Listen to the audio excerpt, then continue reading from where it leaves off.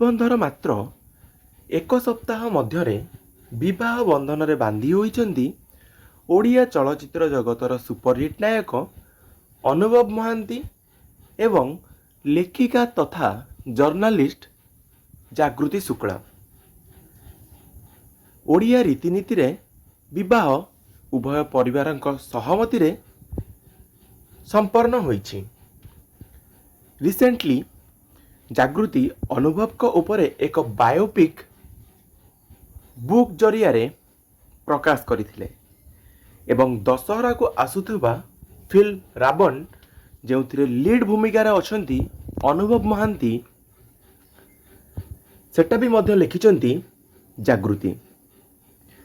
ଜାଗୃତି ପୂର୍ବରୁ ବହୁତ ସାରା ନ୍ୟୁଜ୍ ଚ୍ୟାନେଲରେ କାମ କରିଛନ୍ତି। ଆପଣଙ୍କୁ ଏହି ଦୁଇ ଯୋଡ଼ି କେମିତି ଲାଗୁଛି କମେଣ୍ଟ ସେକ୍ସନରେ କମେଣ୍ଟ କରିବାକୁ କଦାପି ଭୁଲିବେନି। ଏବଂ ଆପଣ କ'ଣ ଭାବୁଛନ୍ତି, ଏହା ପ୍ରେମ ବିବାହ ନା ଆରେଞ୍ଜ ମ୍ୟାରେଜ? ନିଶ୍ଚିନ୍ତ ଭାବେ କମେଣ୍ଟ ସେକ୍ସନରେ କମେଣ୍ଟ କରିବେ।